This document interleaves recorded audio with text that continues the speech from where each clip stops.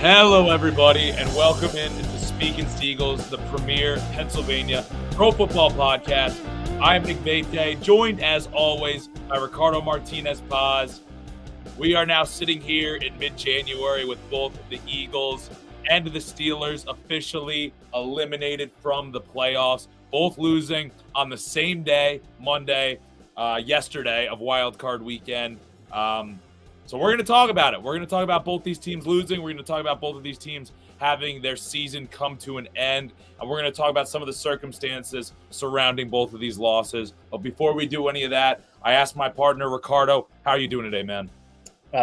Pretty well, other than, the whole Eagles thing, which we'll get into, and then the Steelers losing. It just was like back-to-back losses. It was like, oh, your team lost first, mine followed that. So, but other than that, pretty good. How about you, man?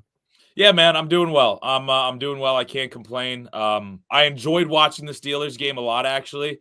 I was very entertained by it. The Eagles won not so much. I mean, I texted you about halfway, maybe a little bit later than the third quarter, and I was like, man, like it might be time for me to go to bed here soon. I ended up staying up until the last Eagles drive. I don't remember exactly when it was I called it, but I was like, you know what? Like, I just got to see this through. And then it started to creep into my mind, like, oh, maybe this could be the last we see of Jason Kelce. So I stayed up a little bit later, but I think I went to bed somewhere around. I think it was when the turnover on downs. I can't remember if it was the first time they turned it over on downs or the second turnover on downs. Yeah. I think it might have been the first in the fourth quarter was when I was like, all right, there's no shot at this point. And I called it. Yeah, dude, I told you to go to sleep before. I was like, they're not scoring on the drive. But yeah, I mean, fair enough. Fair play to you staying up. But I mean, I had to force myself to, but that's just how it goes. Yeah. I also had a buddy that I live with who was like, he was just like finishing his dinner and he was like, oh, come on, just stay up. I want to watch. And I was like, all right, there's a lot of reasons twisting my leg to stay up a little bit longer. But yeah, that first turnover on downs was the nail in the coffin for me. Yeah, but yeah, tough loss for the Eagles. I don't want to say a tough loss for the Steelers, but I guess we can get into it. I mean, we'll start with the Steelers game first because that was the first game of the weekend. That's kind of how we've been doing things recently. So, I mean, we could start with the Steelers, man. They came into this game 10-point underdogs, and I thought that they stood a chance in this one, man. And it felt like throughout the game, especially in the second half, they were hanging tough with a Buffalo Bills team that many people have predicted to go to the Super Bowl out of the AFC conference. But ultimately, man, even for how tough they stood in the second half, to me, the story of the game and what this one really came down to, how this loss was really decided, was just sloppy play in the first half, 2 turnovers in the first half, the Steelers digging themselves a 21-0 hole at one point, and they ultimately couldn't overcome that. They had a blocked field goal in there, set themselves up with good position.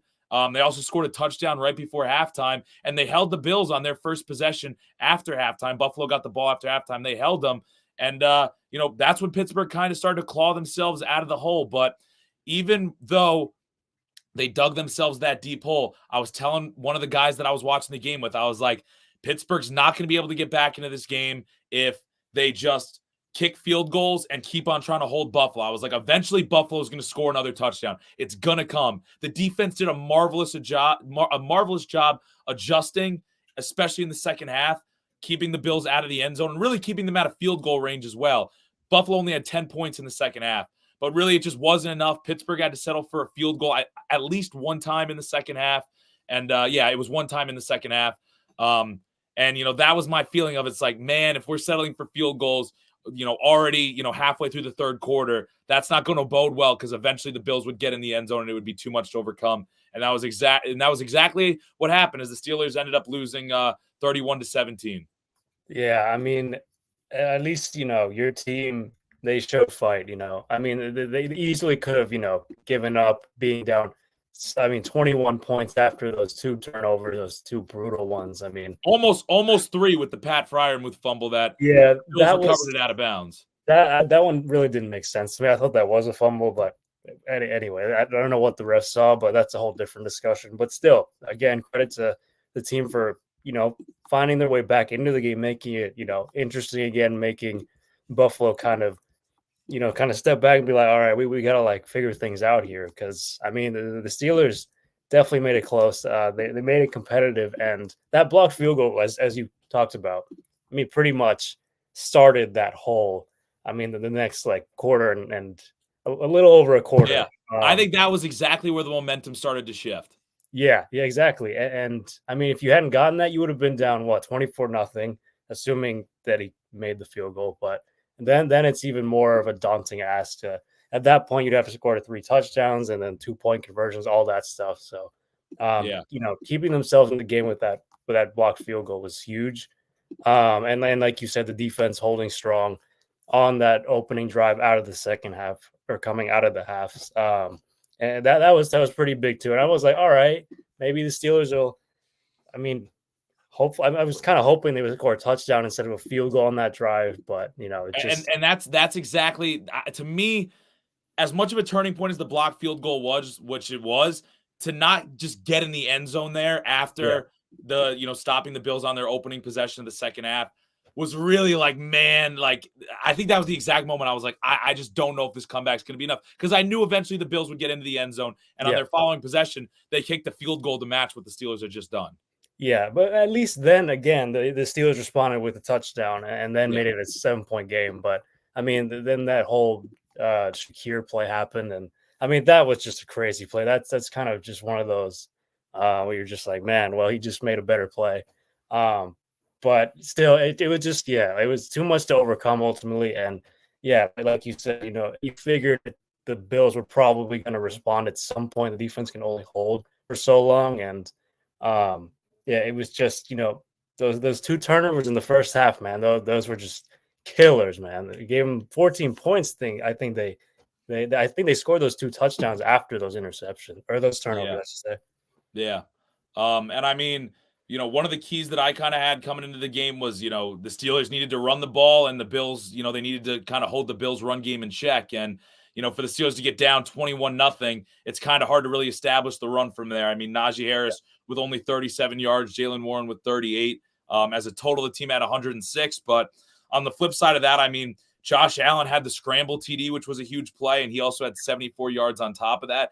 And James Cook also had a solid day, putting together 79 yards on the ground. So, I mean, it's like, that's also a recipe to just drain more clock and keep the Steelers kind of off the field. And I mean, yeah, you're right. I mean, I continue to give credit to them for, not giving up and folding and fighting their way back to making it a 1 touchdown game late in the second half. But again, it just wasn't enough. And to me, I mean, part of the question I want to ask you, because the defense did come out slow and it looked like it could have been a long day. I thought maybe part of that was not having TJ Watt out there on the field, not only because of his lack of production and ability to get to the quarterback, but also just the defensive energy and leadership and presence that he provides the defense. I wonder if that's almost an adjustment, even though they were game planning all week without him, that, the Steelers kind of had to get acclimated to at the start of the game.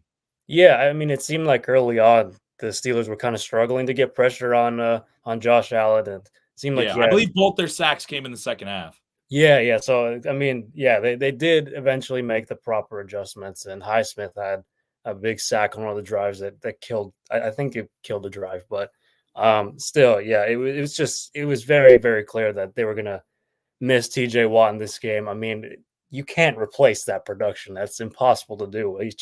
He's a game wrecker. As Yeah.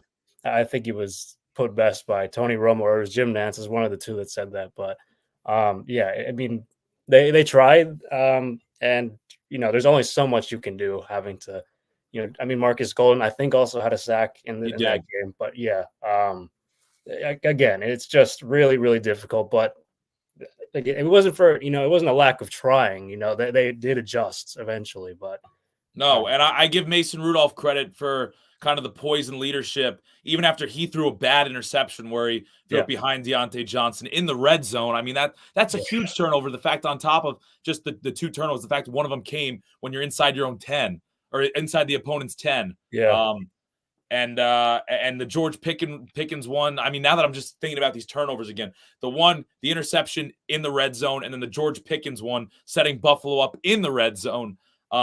Both of those just as costly as it gets. But I give Mason Rudolph credit for coming out of that and having the poise to kind of, lead the charge to get the team back in and put up, 17 points after that. And I mean, it just wasn't enough in the end. I give him credit for fighting. But it's just a disappointing result because if a couple things went their way, if they were a little more, controlling with the ball and not, turning it over early on, who knows how that ends up. I mean, I also said that the Steelers, back when we filmed our last episode previewing this, the game was supposed to be on a snowy Sunday in Buffalo. Yeah. Instead, it was cold, but it wasn't snowing anymore in Buffalo. But I said it was going to be a factor for the Steelers defense to turn Buffalo over, and they didn't do that at all. They were even for the most part in total yards and first downs and red zone conversions, but not in turnovers and not really in rushing yards either. And that's kind of was the two biggest difference makers in my eyes of the game. Yeah, man, it's those costly mistakes, the fine margins, those big plays, those big turnovers, man. Those are what cost you ultimately in the postseason. I mean, you get punished for them. That's just how it goes. So that's And I mean, it was always going to be an uphill battle as a 7 seed yeah, to win this game. It had never been done until Jordan Love and the Packers did it. yeah, The day before, 2 days prior, whatever it was. But it really felt like the Steelers had a chance to do it, especially as they cut it down to just one touchdown. And they matched up, kind of well with Buffalo, but it ended up just being too much from early on.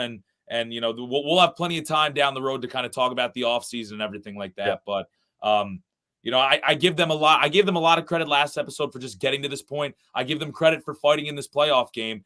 And a lot of that credit to me, and this is going to kind of transition to the last thing I want to talk about with the Steelers in this game, is Mike Tomlin and kind of his lack of comments after the game when asked about his future. At his post-game press conference, he was asked about his future. It was the last question, and before the interviewer, I believe it was Brooke Pryor of ESPN, was the reporter who asked the question. But she was starting to ask him about his contract situation. He walked out of the press conference. Viral video. He only has 1 year left on his contract, but it's since come out today that he informed the team he's going to be back for that final year of the contract. And there's been some speculation that a extension could be coming. And to me, there's only like two ways to look at this. I believe that if Mike Tomlin wants to be the coach of the Pittsburgh Steelers, he should be the coach of the Pittsburgh Steelers. He's one of the best head coaches in the NFL. I want him there if he's the head coach. If he doesn't want to be the head coach of the Steelers, then fine. Maybe it fizzles out after this year. I don't think that it's at the point where he doesn't want to be a head coach in the NFL anymore. I think he's still too attached to this game. I think he's still for how involved he is from the scouting aspects to game planning to preparation to just how he's been able to turn this team around during the season. I don't buy the idea that he needs a year off of football to kind of rediscover his passion the way Sean Payton did. Right. Yeah, that's something we did briefly talk about at the end of last episode because I brought it up and I was just curious what you thought about it. But since that report came out, I'm like, all right, well, at least you don't have that question mark kind of looming over your head for the offseason. But I mean, he's still. I mean, and the other thing too, I want to just. I don't know how I feel about like the reporter asking that question. I know they're just doing their job, but it's like. Well, I was going to ask you this from like a journalistic perspective because you've always been more of the journalist compared to me. Because it's like, I was going to ask you, is that the time and place? Well, actually, let's do this in two parts. I want your answers more than my answers on this. Is that the time and place for a reporter to ask that question? Okay, see that's really tough because I personally I don't think I would have done that just because I kind of think about it from like the coach, like the team perspective. You're coming off a loss. You want to focus on, and it sucks that you lost, obviously. You want to focus on those points, that game specifically. The future, it wasn't going to be decided then and there. Like if you asked that question. So like personally, I wouldn't have done it, but I can understand why a reporter would do that. And as for Mike Tomlin's reaction, I mean, fair enough. Like it's basically what I was just saying. It's just like we just played a football game. We just lost. I want to talk about that. Like those questions are relevant. And all the other questions in the press conference were about the game itself. Yeah. Because I went back and watched the whole thing, and it was kind of like the press conference ended. They were like, "Any last questions?" And then the reporter got that last question about the contract, and he left. I'll get to Tomlin's reaction in a second. Well, I do want to bring up one point. Actually, that was smart on the reporter's part because if you would have said at the beginning, he would have walked out. No one gets anything from Tomlin. That was Yeah. smart. I'll give him credit there. Brooke Okay. Pryor credit there. Like save So it for the end. Yes, that makes sense. I agree. I agree. So let me ask you part two of my question here. So you said you wouldn't have done it there, but in the day and age we live in, where it's all about getting the most people to view something, getting the most clicks, getting the most eyeballs on, or getting the biggest reaction out of someone, she got a reaction. Yeah. It became a national headline. Everybody saw it on social media. None of the other questions and the answers Mike Tomlin gave to those questions would have made the national press or the national, media coverage the way that this question did. So at the Yeah. end of the day, is ESPN or whoever this person's working for actually patting them on the back for, hey, this drove a lot of media attention?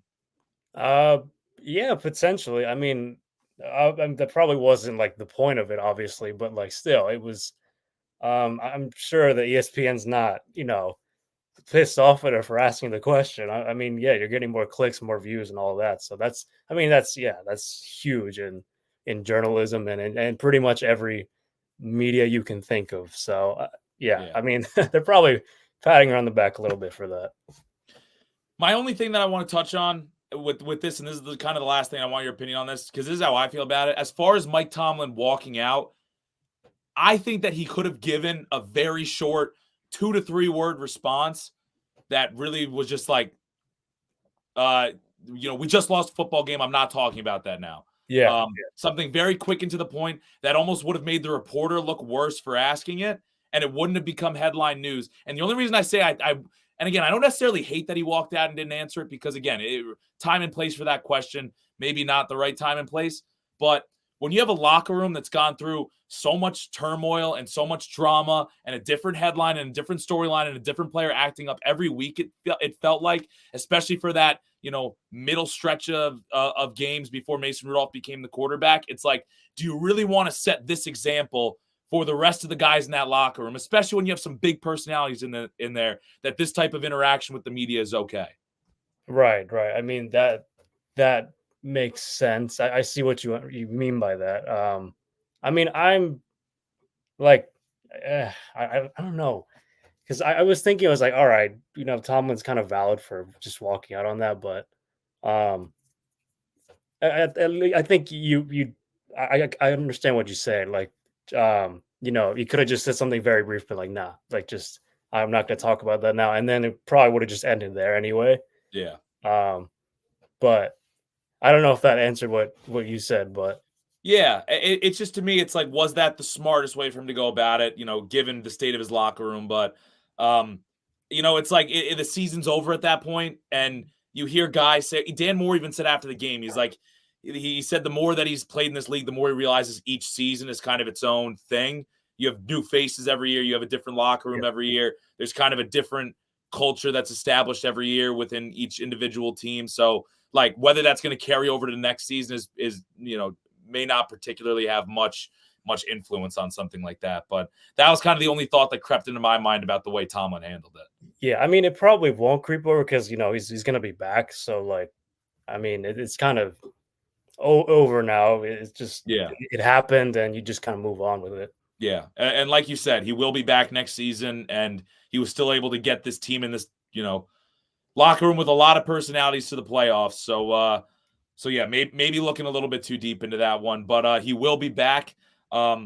Let's talk about the other team on this pod, the Philadelphia Eagles, your Eagles. Man, I'm not sure. There's a lot of things that we could talk about from this game, whether the game itself or some of the other decisions that are looming or decisions that have already been made. So I'll let you kind of decide what you want to touch on first here. Yeah, I mean, I'll just talk about the game first. I guess I'll preface it by saying, it was, I said last week I wasn't really expecting a win from this Eagles team after all of the things we've seen the last 7 weeks. Like there really was no reason for me to be hopeful for a different outcome of, I mean, they lost their last 5 out of 6 going into this game, and they were also without AJ Brown.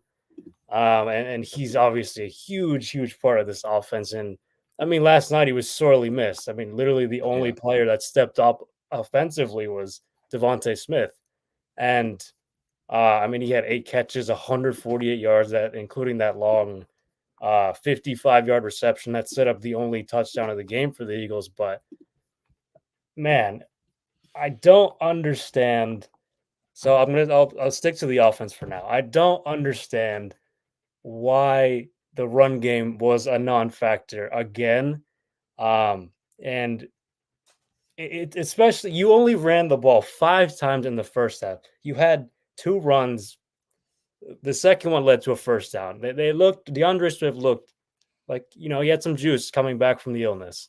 Um, I okay, like I understand that the Bucs pass defense is the worst in the league. Fine, I understand, but like at least make them think about, if it's a run or a pass. Like don't make it so reliant on Jalen Hurts, and especially, he's not even a fact. He hasn't been a factor in the run game for weeks now. Yeah. And then on top of that, you're throwing the ball like 40 times, and the blitzes are coming.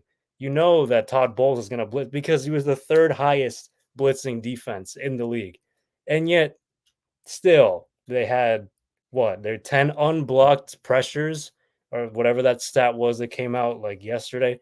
That's ridiculous. And like some of the play calling, like motioning out guys, even though it was very obvious that the Bucs were blitzing. Like they weren't hiding anything. They it was like just in front of you. Like I don't know if that's I mean, play calling definitely for sure. I mean, Jalen Hurts deserves some of that too for not checking or checking the play and whatever. But you did Hurts no favors last night. You just played into the strength of the Bucs defense, and that's ultimately why they only scored 9 points. I mean, Julio Jones going out of the game, that was big too. I mean, he was kind of stepping in for AJ Brown, but then no one else offensively stepped. I mean, Dallas Goedert should have been more involved. He only had 6 targets, not including garbage time. And only 4 catches for 21 yards. He could have used him more. Zacchaeus, a non-factor. He had no targets before the fourth quarter. Quez Watkins had like 3 catches for 20 or for 12 yards. Like none of it was like no one stepped up. The play calling, the game plan, I don't know what it was. It just didn't make any sense. Like just across the board offensively, it was Yeah. all bad. And And I then feel like yeah, I feel like the biggest thing, and you texted me this at various points during the game, where it's like you brought up the fact that they were like not running the ball enough. And I remember 2 instances you were like, it was third and short, and you were like, why not run it here, gain a yeah, yard or two, and then tush push it? Like I know that the Buccaneers stood up a tush push on that 2-point conversion attempt, but still, it's been you're almost unguardable all game, all season, excuse me, and yet, when you have these opportunities in third and short, it's like they're trying to outthink themselves and get creative with the pass game. yeah. I don't know if it is something like that the Bucs struggled against the pass game all year, but man, the Eagles' just unwillingness in this game, and really, it feels like the second half of the season to run the football is just mind-boggling. Yeah, I mean, those 2 instances, I was infuriated. The first one, I was like, all right, fine. You know what? You did it once. Fine. So be it. Give the ball back, even though I wasn't really trusting the defense. Second time, you had the same exact situation, and again, you throw the ball, and it's an incompletion. I mean, you can blame Dallas Goedert for a drop, but still, it's like, why are we trying to outsmart ourselves here? Let's just keep it simple. Like, that's something the Eagles have struggled with the entire season, is like keeping things simple and playing to like Jalen Hurts and the offense's strength, really. And like it's really a shame when you have one of the best offensive line. I think I don't remember which, it was a Pro Football Focus or something. They ranked the Eagles number one, the best offensive line in the league. And you're not using the run game to your advantage. Like I know the Bucs are stingy against the run, but there are very few teams that have good O lines or like very good O lines like the Eagles do. Like they can still take advantage of the Bucs front. Like it's not. You could have at least tried more. Is my point. Especially when the offensive line was struggling to pick up the blitzes of the Buccaneers. And again, part of that is on Jalen Hurts for motioning guys out. But when you're struggling to pick up the blitzes of the Buccaneers and You still have DeAndre Swift. In this game, like there was one run that he cracked off a rush of like 17 yards. And it's like, man, even though the Buccaneers are good against the run, it's like, you've got such a good offensive line. Just go in there and see if your guys are better than theirs. And like you said, even if it's, not necessarily going to work, just give it a shot, man. Only to give Swift 10 carries and then another 4 to Kenny Gainwell. I mean, it's like to only rush 14 times with a running back is blasphemous in this game to me. Yeah, man. I mean, it comes down to Brian Johnson. It comes down to Nick Sirianni. But again, it's the same things we've been talking about for weeks. And it was just on full display. Everything was pretty much exposed by the Bucs last night. I guess I can turn it over to the defense, but yeah, I'll try and keep this one brief because, I mean, the first thing, the biggest thing I will say, the missed tackles in this game. Dude, Oh it was my crazy. God, dude. It was crazy. Dude, it looked like a preseason game. Literally, yeah. It looked worse than that. Like they couldn't even. Oh my! Like seriously, the 2 touchdowns, those 2 long ones, were because of missed tackles. There were also a couple plays where the Eagles probably should have forced a loss of yards, and instead, there was that one run. I think it was Rashad White had, and then he was a missed tackle in the backfield, and he gets a first down. That I think would have made it 4th down if they had stopped him there, and probably would have kicked a field goal, but. Just horrible. I mean, the angles that some of the defenders were taking were just bad too. It was just bad fundamentals, bad mechanics. I mean, just bad everything. Like seriously, it was just again on full display all of last night. But I mean, the defense did make some stands, which was shocking to me. I didn't think they were going to make or have much fight in them, but a couple players like Brandon Graham, Nolan Smith even had a couple good plays. Like the front 4 did get to Mayfield a couple times, especially from Josh the Sweat got his first sack in forever.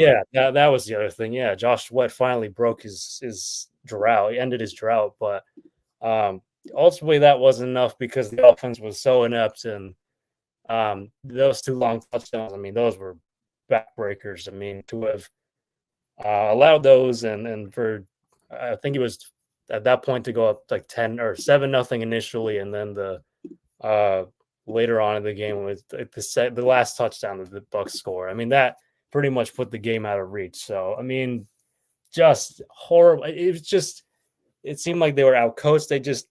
I think Troy Aikman said it best. Like they were defeated before they even walked onto the field. Yeah. So, yeah, and I mean, really... I thought Troy Aikman actually made a great point in the game where he said, these teams that, kind of limp into the playoffs, even with a pretty solid record like the Eagles, it's like if things don't go their way early, like if they don't get an early touchdown or an early turnover or something, or see some form of success early, then all of a sudden it turns to the mindset of, well, this is the same thing we've been dealing with the last couple weeks. And it felt like when the Eagles, went down 10-0 in the first quarter, that was exactly the mindset they fell into of, well, here we go again. Here comes another loss. And they just looked defeated from that point on. It was a wire-to-wire loss.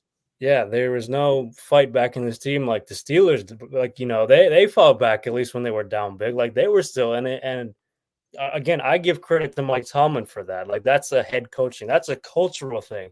I mean, you contrast that to Nick Sirianni, and it's just like the body language is all bad. I mean, they're all like shouting at refs and or at each other, and like there's just so much frustration. There's no fight back. There's no response from this team, and there just hasn't been for weeks now. I mean, you could talk about that Bills game was the last time that this team showed any sort of fight. So yeah, it's ultimately that comes down to the head coach, the culture, the fight back, the message. And before we get into Nick Sirianni, the one thing I want to say too is, it's like when it comes to just the missed tackles in this game, because that was the headline for the defense, was the missed tackles more than anything. It's like, this is something that Nick Sirianni's done all the time he's been the head coach, is not, avoid putting the pads on in preseason whenever possible, trying to limit the amount of contact and tackling in practice. And I mean, I sent you a video of Dan Campbell from, I think it was like his first season with the Lions or early on in his Lions tenure, when he was talking to his players and he was like, guys, I don't want to put you in pads, but we have to practice in pads. We have to work on tackling, because if we don't work on tackling now, it's not going to show up in the game. And dude, to see that today, the day after the Eagles lost, because all those missed tackles, it was mind blowing. It's like, yes, obviously, football's a sport where you tackle. It makes sense that you should practice tackling. And I mean, another point that I think Troy Aikman said was that this defense just seems so out of cohesion. And I don't know if that's because, they had to make the midseason switch from Desai to Patricia, but he made the point it seemed like they were all just going for tackles on their own and not tackling as a team. A corner takes an angle on a tackle knowing he has a safety coming a certain direction, an inside linebacker coming another direction. It's a team tackle. Instead, these big tackles are broken because everybody's out there running like a chicken with their head cut off, worrying about their individual role in that play and not playing a form of team defense. So, I think it's a kind of a combination of those things, but that was certainly the most frustrating aspect of this defense yesterday was just play after play. It seemed like tackles were broken or just not made. Yeah, I mean, at what point is that Sirianni's fault? I mean, I feel like part of it is, as you kind of alluded to. I mean, preseason, yeah, like no pass like early on, at least. Like, he, I think about it now, and it's like, trying to prevent injuries, but at the same time, it's like you're almost playing to prevent injuries, which I feel like you get more injured then, if that makes sense, as opposed to like if you're like tackling well and like if injuries happen, it's just part of the game. Like I think there was only that, like literally last year the Super Bowl run, that was the only year in which like injuries weren't much of a factor. They just got really lucky. This year obviously a totally different story. I don't think that has anything to do with whether they had pads on or not early on. Like I just don't think there's no correlation there. But and I'll play devil's advocate on that front too, because I kind of brought it up, but it's like they did make the Super Bowl last year, and Sirianni had the same plan in place with not, tackling in training camp and not putting the pads on and avoiding, tackling in practices and stuff like that. So if you want to blame it more on, the midseason switch from Desai to Matt Patricia or just having Matt Patricia take over the defense in general, well, guess who also made that decision? Nick Sirianni made that decision to make that switch. So again, it circles back around to, the blame being on him. Pick your poison, like for what reason that you want to blame the defense. It kind of circles back to Sirianni anyway.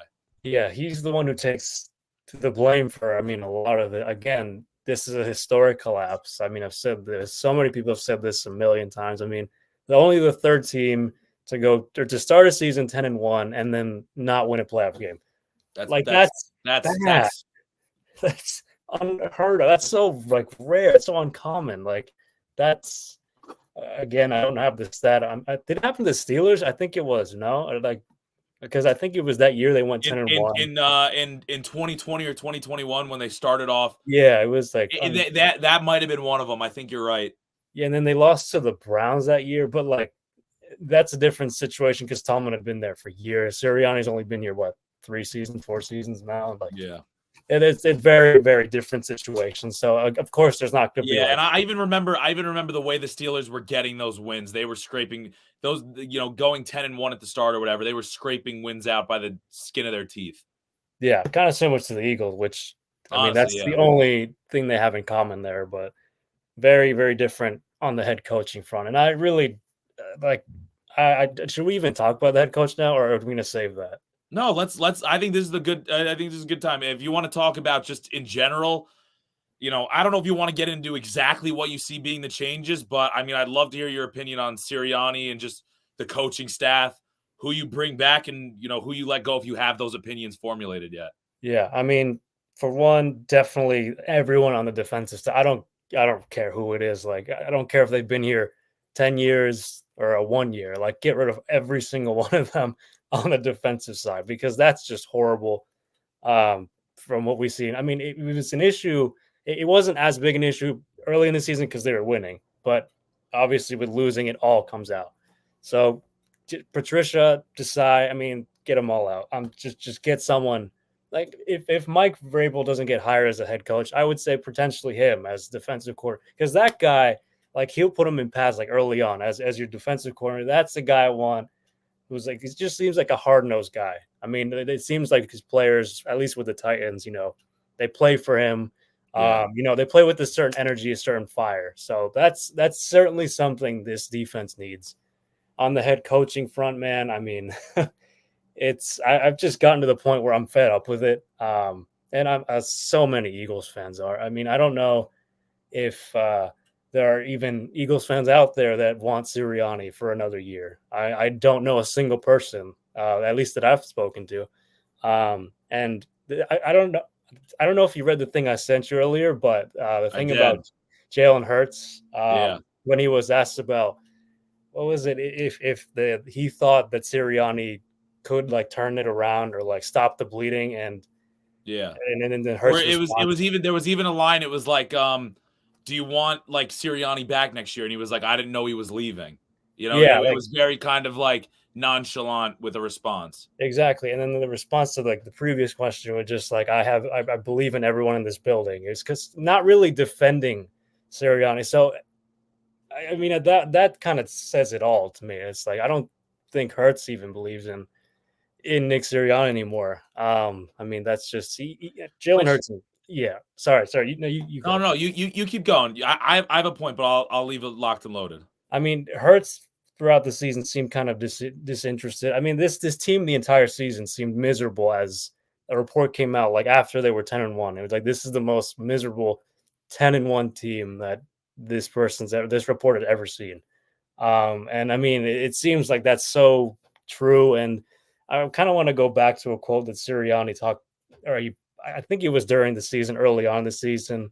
It might have been before. It was just like him saying is like offensively, we're not going to change like very much. We're going to stick to what we know, which is kind of his way of saying like we're not going to like be more creative in our play calling. It almost just seemed arrogant in a sense. It's just like, oh, we're just going to keep doing what we know, what we already have in place. Like, we're not going to Yeah, branch out and try some different things. Like, that's sort of, I mean, looking at it now, it's like, oh, now it makes sense. It's like, yeah, you literally meant it.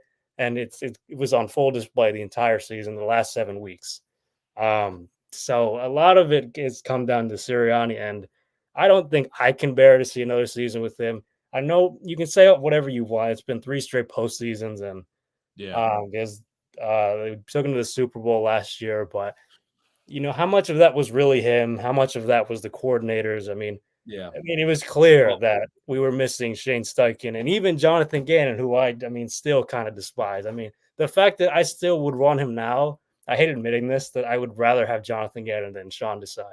That to me, yeah, just like I hate that. Some that comes, it's just I don't know, man. He's lost the locker room. Like he's not. I don't think he'll ever get that back. So, yeah. Well, um, here's kind of the point I was gonna say on Sirianni. You kind of said it, man. It's like it's crazy to think like a year after getting your team to the Super Bowl and then following it up with, still making the playoffs, even though it was really disappointing what they did to close out the season, like moving on from that head coach. But when you look back on that last season, like you said, so much of it you can attribute to Shane Steichen and the immediate success he's had as a head coach.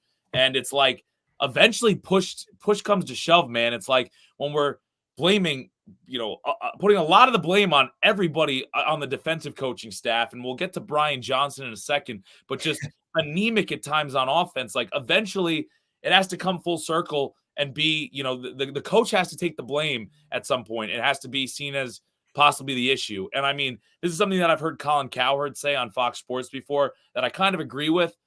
If you're the Eagles, and just I think if you're like franchises in general, I think you'd rather be a year early to move on from a head coach than a year too late. Than to yeah, be sitting here at this time next year with a possible midseason firing, or even getting to the end of the season and firing him and moving on, being like, man, like we should have just moved on last year, not wasted this year, and started building with a new head coach. yeah, Um, so that's where I'm kind of like, look, it's been, and the Eagles haven't been afraid to move on from coaches in the past. They moved on from Andy Reid. They moved on from yeah, Doug Peterson, who won them their first franchise Super Bowl. It's like, what has Nick Sirianni really done at this point to warrant staying with the Eagles and being given another shot at another season? I mean, if he's not the guy, he's not the guy, and it's time to move on and get a new program in place with a new head coach. yeah. But it's just so telling when your franchise quarterback you paid million like $200+ million, even the one of the most stoic like athletes in the sport, one of the most like it seems like down to earth kind of humble guys, and someone he like loves at least coaching wise. Even when he loses faith, in a coach, I mean, that to me is like that's the nail in the coffin. That's just it's over. Like you're not gonna win that back ever, no matter what you do. And also just kind of thinking about the head coaching front. There are a lot of big names out there. Big Bill Belichick. I mean, you think about Jim Harbaugh, Yeah, Mike uh, Vrabel's a big name, man. You Vrabel mentioned him earlier. too. Yeah, Yeah. Ben like Johnson up in Detroit. yeah, like this is I can't remember a head coaching cycle that's had this many big names. So I mean, Yeah.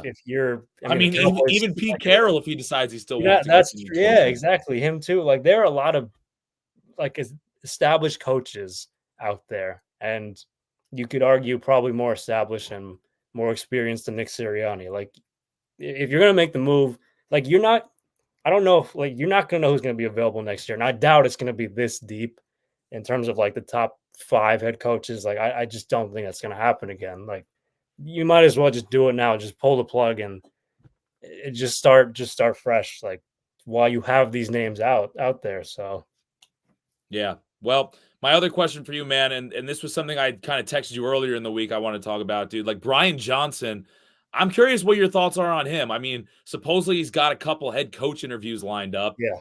I mean, I don't even know if you want him back as the offensive coordinator.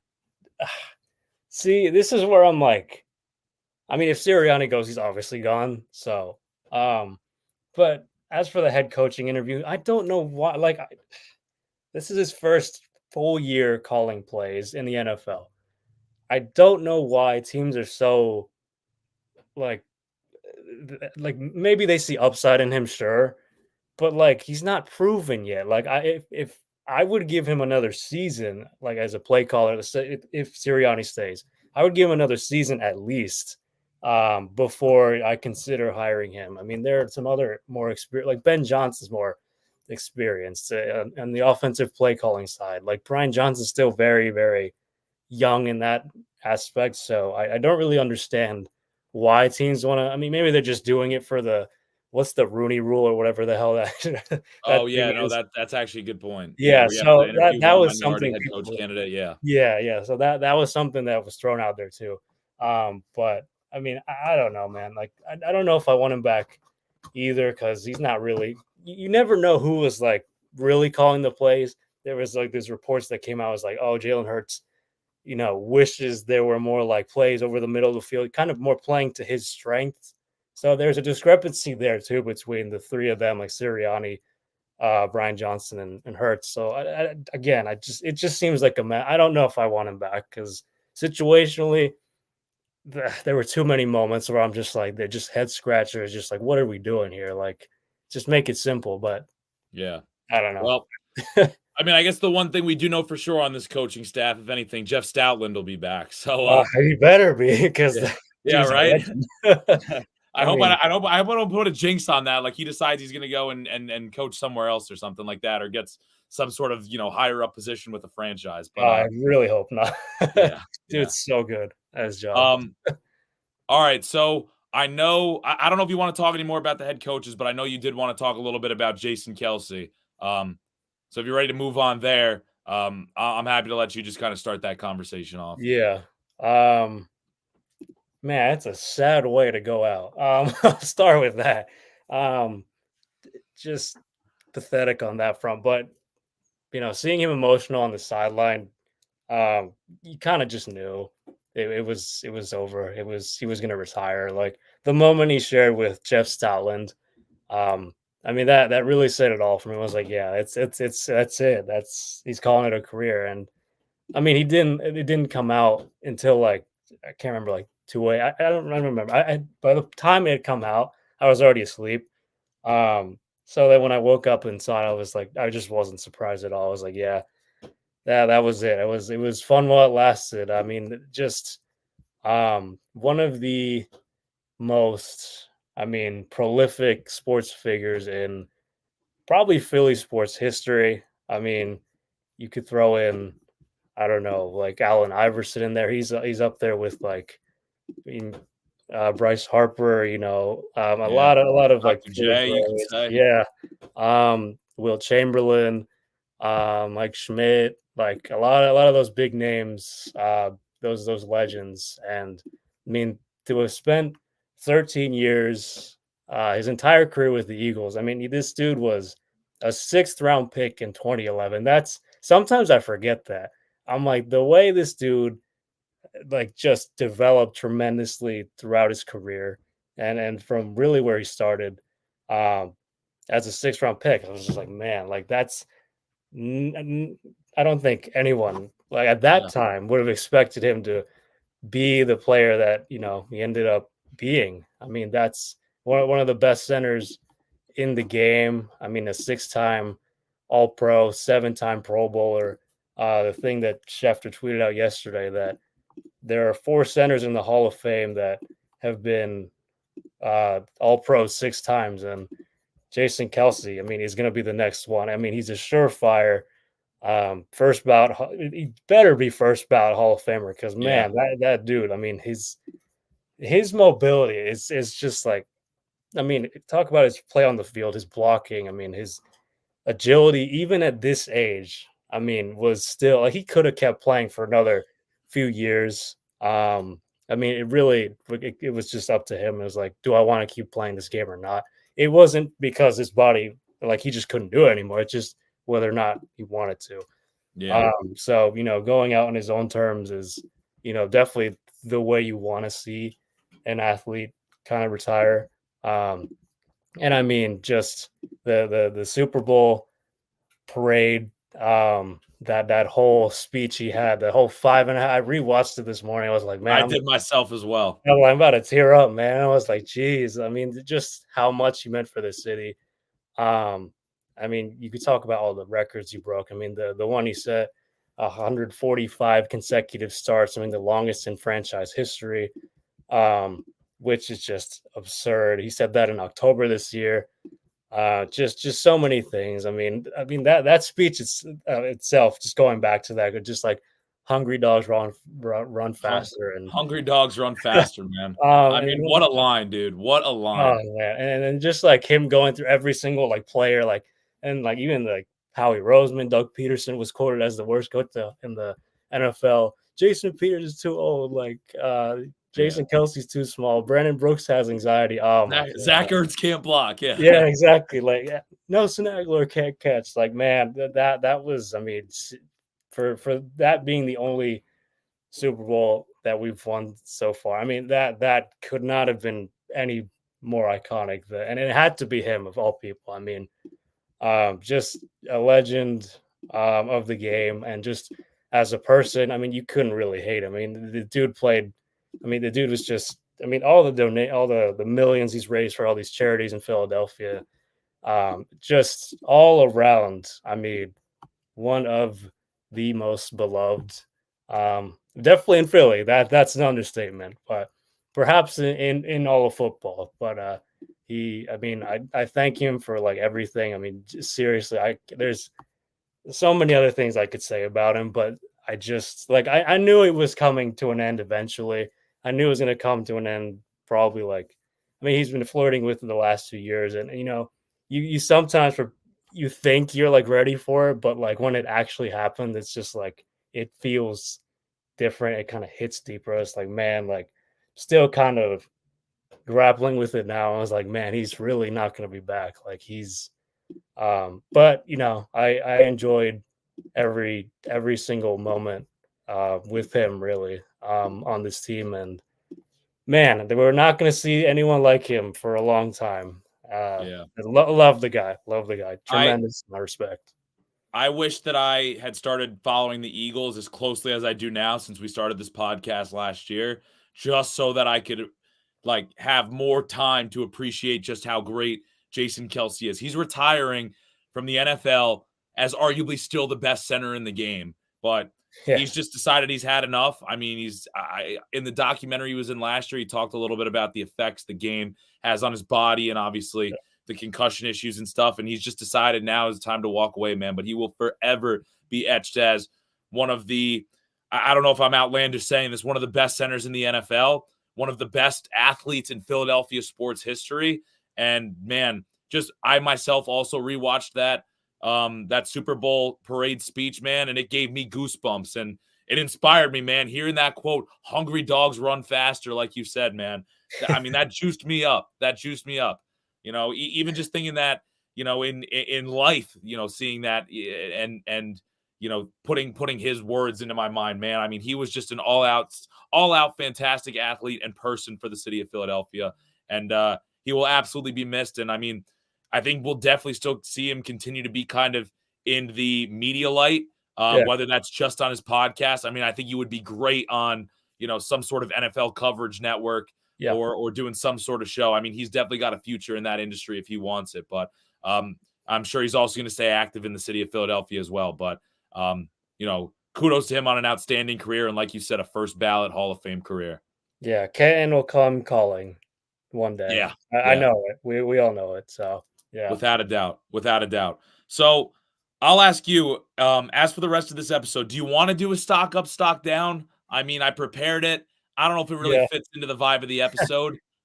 Uh, I mean, yeah. I don't know if it even fits at this point because it's like there's I'm kind of good. I mean, yeah. when a team loses, it's hard to, especially the way that the Eagles lost, man. It's hard to kind of give out stock up, stocks down. Um, we'll have plenty more to talk about with the Steelers and Eagles as things kind of develop with the coaching staffs, and eventually we'll get into free agency here. But there's certainly going to be a multitude of developments over the next couple weeks and months, frankly. The one last thing I kind of want to do, you want to just spend, the last, 5-10 minutes here just talking about the playoffs as a whole, how we kind of see things going. Yeah, man. Let's do it. Yeah, man. I mean, the AFC, dude, let's start with the AFC. It's kind of fresh on my mind and everything. Yeah. So we got Ravens, Texans, we've got Bills, Chiefs, man. Patrick Mahomes' first road game in the playoffs of his career, going up against Buffalo. And I mean, we've got CJ Stroud, this rookie phenom, going up against what looks like the juggernauts of the AFC and the Ravens. I mean, what kind of jumps out at you as far as these teams and who you could potentially see making a run? Man, I mean, I love CJ Stroud. That's the first thing I'll say. This dude plays with such poise, such like a confidence in him for a rookie, and he doesn't like obviously doesn't seem like that. And I mean, if he just faced the number one defense in the Browns, um, and or at least the top three defense in the Browns, and the Ravens are definitely no joke either, and obviously they'll be on the road. But man, if they beat the Ravens, I mean, they could beat anyone, man. I think they could even compete with the Niners if assuming the Niners get to the Super Bowl. But I mean, seriously, man, like that's despite all the injuries and D'Amico Ryan has done such an amazing job with that team. I mean, the turnaround. I feel like the Texans, at least on the AFC side, have the potential to make a run. Yeah, I mean, dude, the thing that I don't even know if I'm necessarily crazy about the Texans as you are. I agree with you on everything you said about Stroud, man. To me, my thing with the Ravens, man, they rested their starters the final week of the season. They Yep. now had this bye, man. We've seen rust be a factor before. The Ravens Yeah. have a phenomenal defense. Lamar Jackson is a special talent, especially as they come in this league. But I'm very curious to see if that rust is actually a factor. And I might go out on a limb and say that the Texans are going to win that game. I don't have them getting to the Super Bowl, but I'm with you. I could see that upset happening. Yeah. I mean, who was it they were upset against a few years ago when they were the one seed? It was it I can't remember. Was it the Titans? It was It the might have Titans. been the Titans. Yeah, I think it was the Yeah. Titans. Yeah. Yeah, And Derrick Henry running the football. Yeah, yeah, yeah, yeah. that was So what it I'm was. just like a part of me is like, I know that Texans don't have a Derrick Henry, but still, it's like they have Yeah, CJ Stroud now. It's just like a quarterback who exceeded a lot of people. I mean, pretty much everyone's expectations. Like, yeah, and I believe both seasons Lamar was the MVP. We're yeah, assuming he's going to be the MVP this exactly. year, but Yeah, a lot of parallels there. What about the Chiefs and the Bills, man? I think it was tough to see the Bills eliminate the Steelers, but I'm kind of pulling for them this week, man. And I'll actually tell you this: I have the Bills coming out of the AFC. That was my prediction.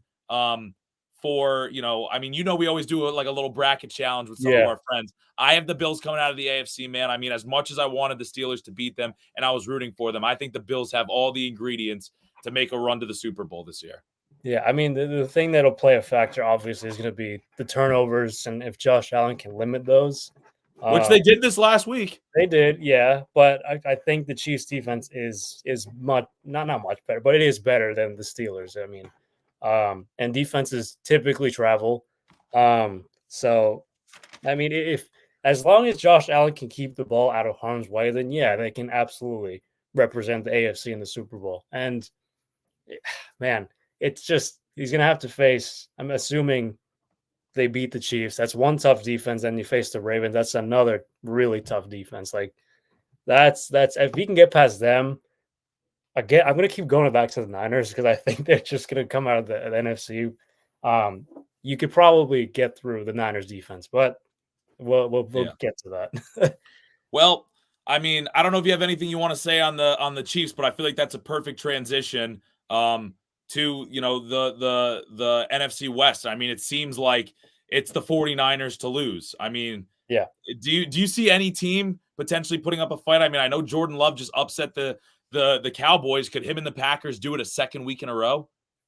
dude, I would love that personally, but I don't think so. I think the Niners are too good on both sides of the ball. I mean, you could say that about the Cowboys too, but they're a different situation where they just always choke in the postseason. The Niners, I feel like they're a bit of a different story. I feel like they actually show up, unless they're trailing in the fourth quarter. In that case, it's over. But man, I I would love the Packers to beat the Niners because I obviously don't like the Niners, but I do think it's the Niners to lose. I mean, the Lions could give them a good test. I mean, especially with the way they run the football, that's kind of the Niners' weakness on defense, and especially if you're trying to keep the offense off the field, the Niners' offense off the field. Like, yeah, I think they have the formula to get to the Super Bowl. I mean, that would be crazy. Just think about that. The Lions in the Yeah. Super Bowl. I mean, just to see Yeah, the raw emotion the fans had after one playoff win, man. I mean, it's like to me, I would love a Lions, 49ers Super Bowl of, the team that everyone felt is destined to get to the Super Bowl, and the 49ers against the Lions, the team that were at the start of the season. It's like, can the Lions possibly win the division? Can they yeah, possibly all of a sudden be this team that, could make some noise in the playoffs? And I mean, what they've done so far, I mean, some people say that, the Rams should have won that game. The Rams played better. They just couldn't capitalize in the red zone. But dude, I mean, for how hard those players played for Dan Campbell and just for the storyline of what the Lions have had to go through 32 years since their last playoff victory, man, I would love for them to get, one more and try to make a run at the Super Bowl, man. It's an awesome story. They're playing with a lot of fans on their bandwagon.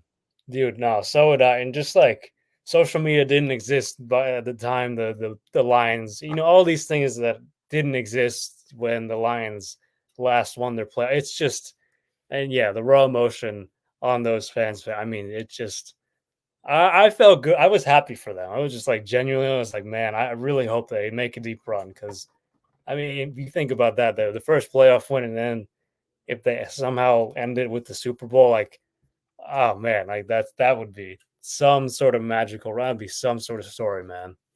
It would. It would. So, I mean, I guess the one other thing that, I briefly glanced over, but I feel like it's not right if we don't circle back to it. I mean, it's like Patrick Mahomes in the playoff, man. He feels somewhat inevitable, but it's his first road game. Do you think he gets past the Bills? I mean, I don't know if you said who you have in this game, Bills versus Chiefs. This is what I'm curious to get your perspective on. So I think, see, I think the Bills will win if Josh Allen doesn't turn it over.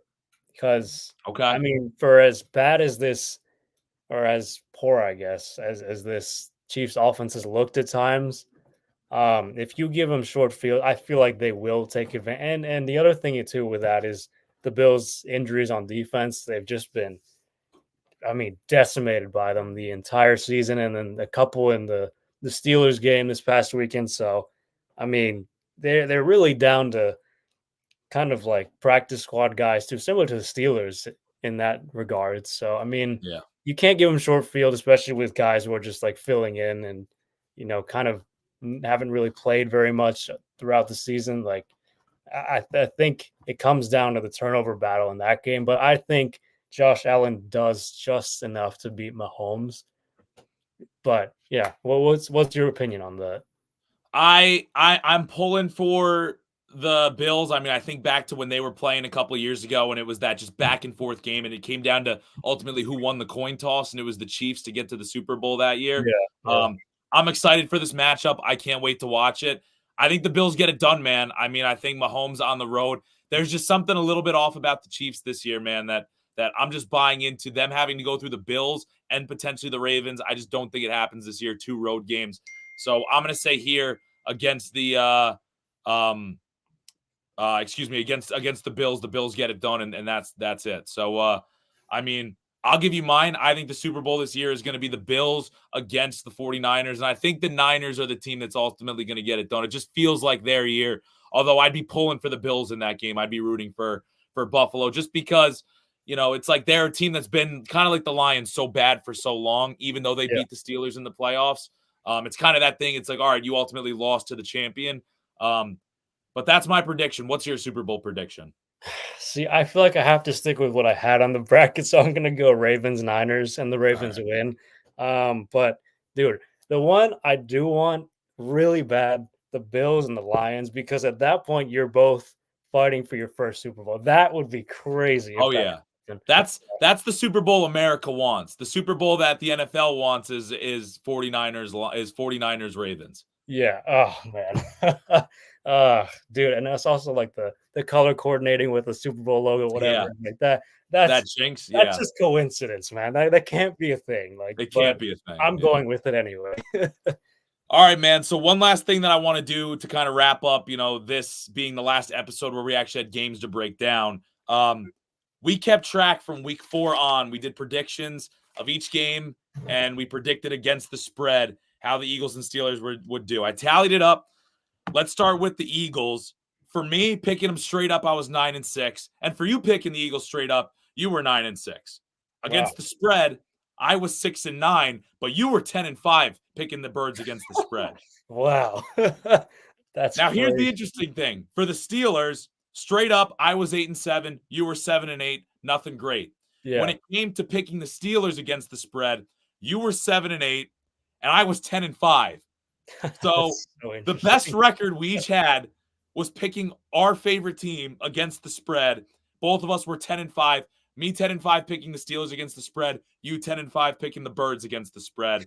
And we were both pretty bad about picking the other teams, about picking the other team against the spread. So that's what I found pretty interesting. Everything else was pretty much close to 500.